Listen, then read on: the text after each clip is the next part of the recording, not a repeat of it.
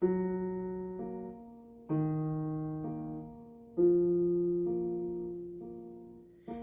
grace is sufficient for me, Lord. Your grace is everything I need to obey all the things you say. Your grace is sufficient for me. I can be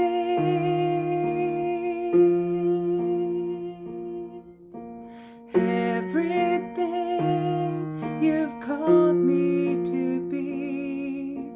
I can be all these things by your grace. Your grace is sufficient for me, Lord. Your grace is everything I need to obey all the things you say. Your grace is sufficient for me. I can be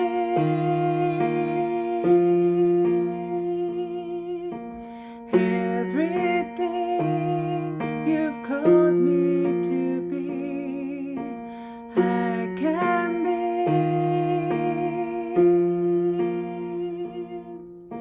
all these things by your grace. I can be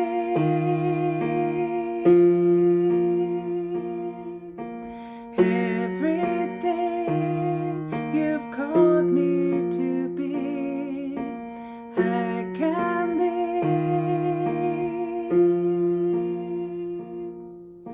all these things by your grace. Your grace is sufficient for me, Lord. Your grace is everything I need to obey all the things you say. To obey all the things you say.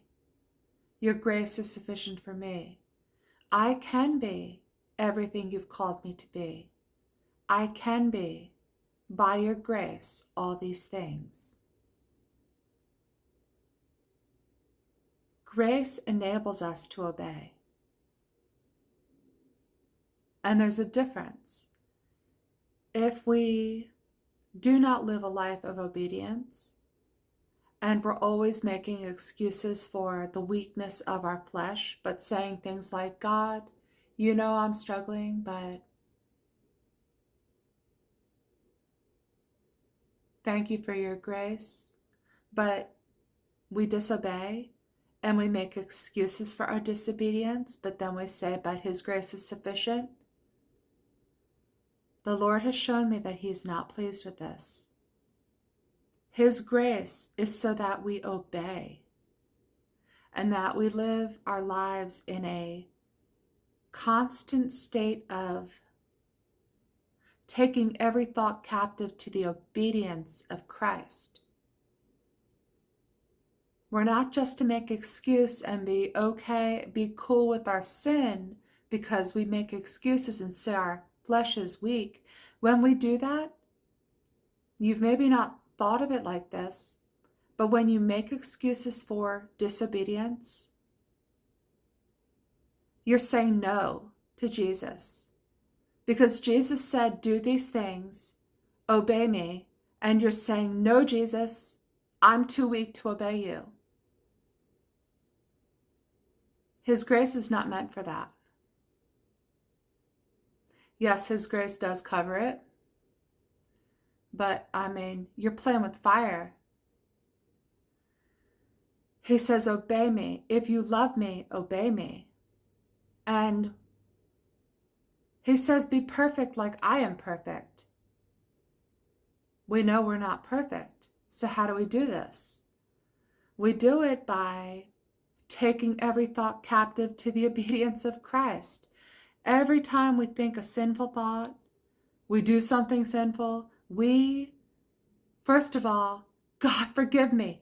Immediately, we take it captive. I don't want to think this anymore. I don't want to, or whatever you do. Jesus, help me. Jesus, help me. Whatever you do, you've got to take that thought captive. If you fall into sin, I mean, immediate repentance. But what I'm telling you is, by God's grace, you can say no to the sin before you do it. That's the standard He wants us to be living at, where we say, no, I'm not going to do this thing. I'm not going to do this. I'm not going to do that. I'm going to choose to live for Christ every single day. Have I always done this? No. Is it an area that I'm trying to be obedient in? Yes. Why? Because God told me that I was failing in this, and that almost everybody is. That it is pride to say no to Christ, to make excuses for our flesh and say no to Christ. It's pride. Isn't that the sin that caused Satan to fall? It is. And He wants us to obey Him. If we love Him, we will. So I'm telling you, something happened to me last week, and I may tell you about it soon. I don't know, but totally life-changing.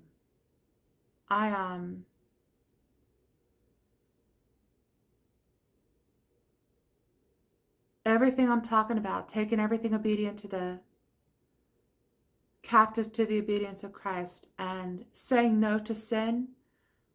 What God showed me scared me so much about Judgment Day that I'm telling you, I'm going to be living every single moment for the Lord from now on. What I watch, where I go, what I do, all of it. I have a fervency for the Lord back in me that had kind of gone away. And I'm telling you, we've been taking the grace of God for granted. His people. And I walk pretty close with the Lord, and He told me that I wasn't doing so hot in this area. And I do walk close to the Lord. Just something for us to keep in mind, because it's not going to be a fun day for us to find out that we were full of pride this whole time, thinking we were serving the Lord, but full of pride. So let's not take the grace of God for granted. All the things you know you're doing that you shouldn't be doing, worry. Worry. Jesus says, do not worry. There's a whole bunch of things, 12 things He says in chapters 5, 6, and 7 of Matthew at the Sermon on the Mount. I'm going to start calling those the 12 commandments. No, we're not subject to the law, but Jesus did tell us what to do and what not to do. And frankly, born-again believers do not obey Him. And God is not pleased. And it is the time of the end. And we are being given some time to get ourselves right, but there's not much time left.